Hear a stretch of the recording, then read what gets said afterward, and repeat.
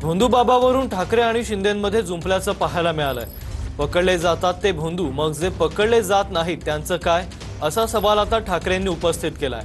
बुवा शक्तीपेक्षा युवा शक्तीला पाठिंबा द्यायला हवा असं ठाकरेंचं म्हणणं आहे। तर माझ्याकडे अनेकांचे राज, ताश का राज राज ही रहने दो असं एकनाथ शिंदे म्हणतायत। खरात बरोबर नार्वेकरांचाही फोटो झळकलाय, अशी आठवण आता एकनाथ शिंदेंनी करून दिली आहे। जातात ते भोंदू, पण जे पकडले जात नाहीत त्या महाराजांचं काय करायचं? मला असं वाटतं आपण सगळे एकत्र मिळून एक भूमिका घ्यायला पाहिजे आणि सगळ्या राजकारण्यांनी जर ठरवलं तर बुवा शक्तीपेक्षा युवा शक्तीला जास्त आपण ताकद दिली पाहिजे।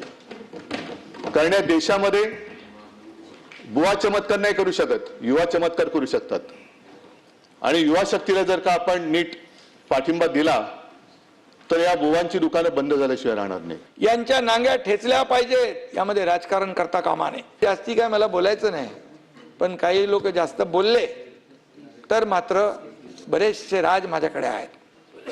ताज का राज राजी रहने दो। उद्या तीच व्यक्ती गुन्हा करते, मग त्याच्यावर असलेले लोकप्रतिनिधींचे फोटो व्हायरल होतात, जे झाले। पण याचा अर्थ लगेच त्याच्याशी त्याचा संबंध आहे असं मानण्याचं कारण नाही।